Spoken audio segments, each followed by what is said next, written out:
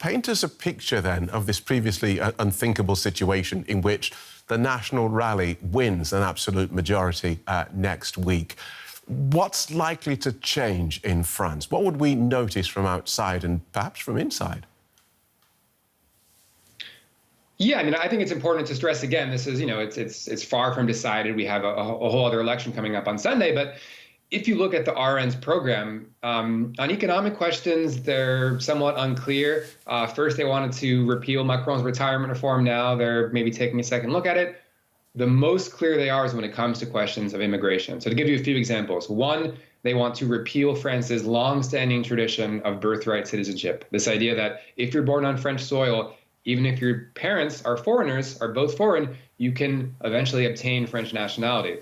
The National Rally wants to repeal this tradition, which in some ways goes all the way back to the 16th century with some exceptions. Not even the Vichy regime in World War II did that. So repealing this tradition of birthright citizenship, ramping up deportations of undocumented immigrants, that's also in their program. And then finally, it's created quite a lot of controversy here in France, and opposition, frankly, is they're vowing to limit certain jobs in France, public service jobs, to non-dual citizens. So if you're a dual citizen in France, you wouldn't be able to have certain jobs. And again, this is a radical break with what we call the Republican tradition in France. So on the immigration questions and national questions, it's really quite clear what they want to do.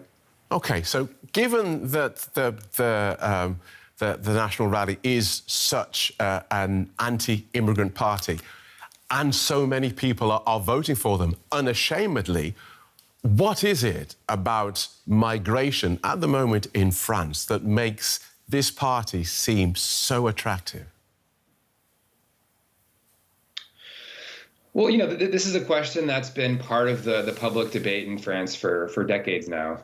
Really started ramping up in the 1970s when the economy started to slow down with the economic crisis. So it's been in kind of the public eye. Immigration has slightly increased since then, but the numbers are need to be put into context, not these enormous waves that you hear the RN talking about.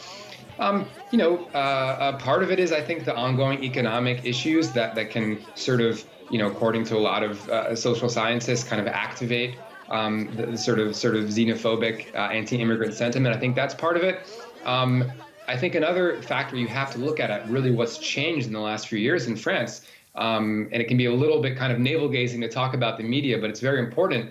You have an increasingly aggressive conservative media infrastructure that has grown in France, led by the billionaire Vincent Bolloré. And you had a real shift in kind of the media discourse and the conversation.